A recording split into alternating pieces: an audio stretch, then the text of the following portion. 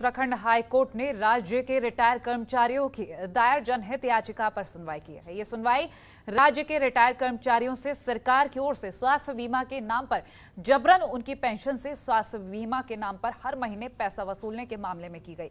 राज्य सरकार को निर्देशित करते हुए हाईकोर्ट ने कहा कि किसी की पेंशन से अनिवार्य कटौती नहीं की जा सकती है।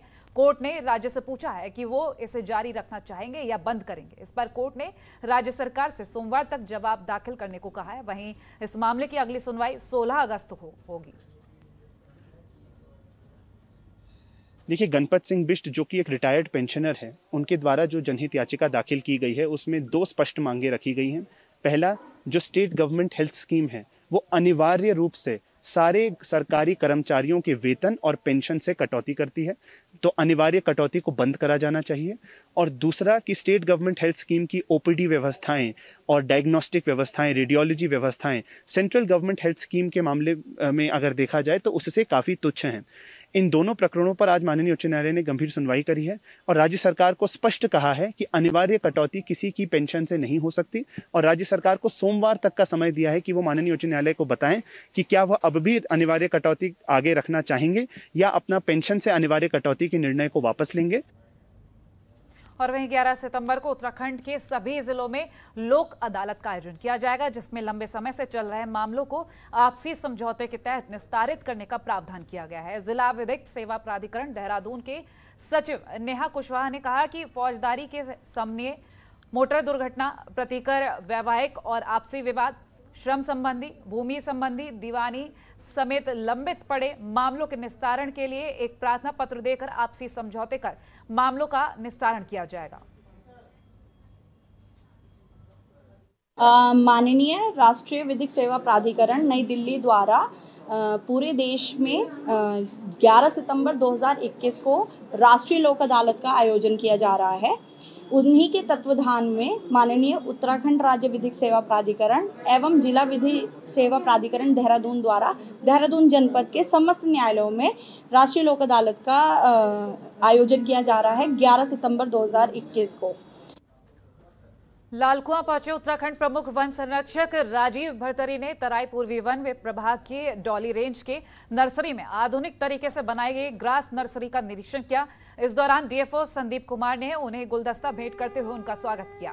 वहीं प्रमुख वन संरक्षक ने 13 तरह की घास के बारे में जानकारी लेते हुए अत्याधुनिक तरीके से नर्सरी में विकसित की गई लेमन ग्रास समेत सभी घासों की बारीकी जानी, साथ ही अन्य आधुनिक घासों को विकसित करने पर बल दिया।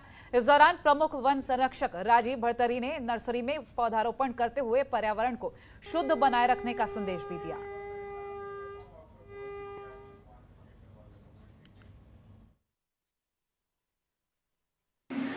वन विभाग ने जो है अग्नि सुरक्षा कार्य के लिए जो हमारा इंफ्रास्ट्रक्चर है उसको सुदृढ़ करने की कार्रवाई की जा रही है और इसके तहत जो है 40 मॉडल फायर क्रू स्टेशन स्थापित किए जा रहे हैं।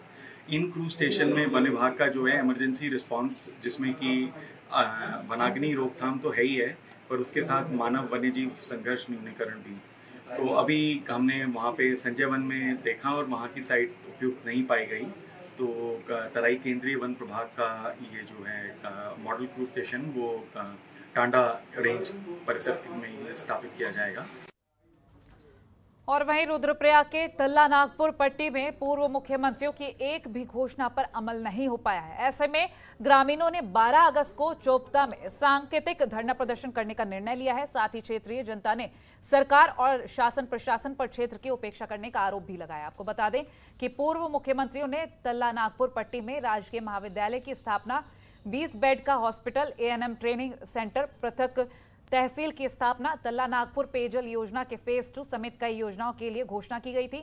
लेकिन आज तक इन घोषणाओं पर कोई भी अमल न होने से क्षेत्रीय जनता अपने आप को ठगा सा महसूस कर रही है।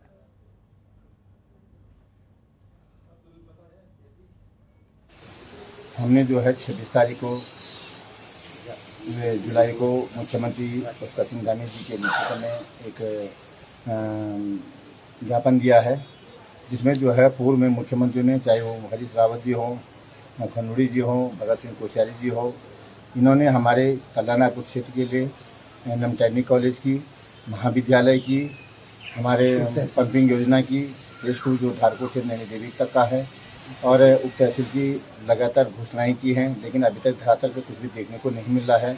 और जनता में कहीं न कहीं अपने आप को ये महसूस हो रहा है कि सरकार वास्तव में हमारे कप सिर्फ वोट बैंक के लिए तैयार करती है, बाकी जो है उसके बाद कोई शुद्ध नहीं लेती है।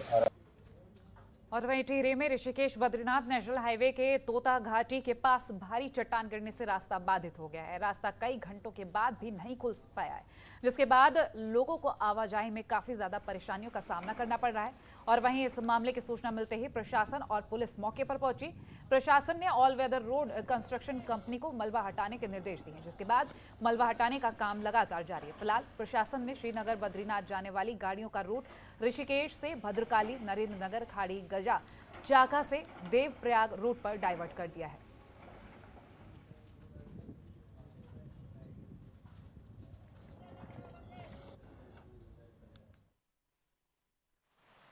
तोता घाटी में जो रास्ता बंद हुआ, कब तक खुलने की उम्मीद है जटन से? आज सुबह तोता घाटी में मलबा आने की वजह से रास्ते को बंद करना पड़ा है। इसके लिए ट्रैफिक को मलेथा से डाइवर्ट करा गया, सो दैट कोई अनहोनी ना हो, कोई दुर्घटना ना हो, क्योंकि 1-2 हफ्ते पहले भी वहाँ पे दुर्घटना घटी थी। तो जब तक पूरा रास्ता कार्यदायी संस्था द्वारा क्लियर नहीं कर दिया जाता और यात्रियों के लिए सेफ़ नहीं हो जाता, उसको बंद रखा गया है। इसके लिए नीचे से आपको चंबा और टिहरी होते हुए ही लोगों को भेजा जा रहा है। जो रास्ते में लोग थे उनको गजा के माध्यम से निकाला गया, बाकी रेगुलर ट्रैफिक है उसको मलेथा से। और फिलहाल इस बुलेटिन में इतना ही। खबरों के लिए देखते रहे जनतंत्र टीवी। नमस्कार। खबरों के निष्पक्ष विश्लेषण के लिए सब्सक्राइब करें Jantantra TV and press the bell icon. Never miss any update.